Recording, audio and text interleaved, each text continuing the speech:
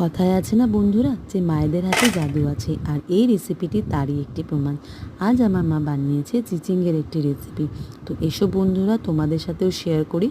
প্রথমে কড়াইতে তেল গরম করে 5 ফোড়ন, টমেটো আর আদা বাটা দিয়ে ভালো করে কষাতে হবে। কষানো হয়ে গেলে পরে একটু সামান্য নুন দিয়ে আর আলু দিয়ে ভালো করে ভাজতে হবে। ভাজা হয়ে গেলে পরে একটু সামান্য হলুদ দিতে হবে আর চানা দিতে হবে।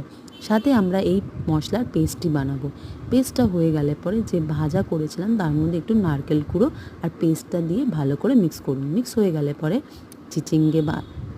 চিচিঙ্গে যে কেটে রেখেছিলাম সেগুলো দিয়ে একটু সামান্য নুন আর চিনি দিয়ে ভালো করে মিক্স করতে হবে।